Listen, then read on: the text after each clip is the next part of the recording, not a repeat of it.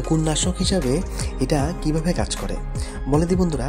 এটা যখন ব্যবহার করা হয় তখন স্ক্যাল্প বা মাথার তালুর মধ্যে থাকা আর চুলের মধ্যে থাকা যেসব উকুনগুলি সেগুলিকে কিন্তু এটা সঙ্গে সঙ্গে মেরে ফেলে। আর মনে রাখবেন, যদি অ্যাক্সিডেন্টালি এই ওষুধটা আপনার চোখে, মুখে বা নাকে বা ভ্যাজানাতে গিয়ে লাগে তাহলে কিন্তু ইমিডিয়েটলি এটাকে প্রচুর পরিমাণে জল দিয়ে ধুয়ে নিতে হবে, ঠিক আছে? আর এটা ব্যবহার করার নিয়ম হচ্ছে গিয়ে এটা শুকনো চুলের মধ্যে আর মাথার স্ক্যাল্পের মধ্যে এটাকে মাখতে হয়, ঠিক আছে? তো প্রথমে কি করবেন, প্রথমে স্ক্যাল্পের মধ্যে এটাকে মাখবেন, তারপরে স্ক্যাল্প থেকে ধীরে ধীরে চুলের শেষের দিকে বা চুলের আগার দিকে এটাকে মেখে নেবেন। তারপরে এটাকে 10 মিনিট পর্যন্ত রাখতে হবে এইভাবে মাখা অবস্থায়।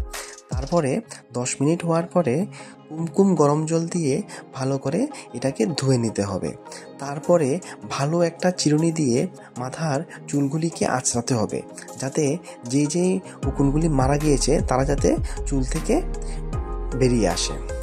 আর তারপরে আপনি কি করবেন, আপনার যেই কাপড় চোপড়গুলি ব্যবহার করেছেন বা টাওয়াল যেগুলি বা যে ব্যাটে আপনি ঘুমিয়েছেন সেই বেডশিট এগুলিকে কিন্তু ভালো করে ধুয়ে নিতে হবে।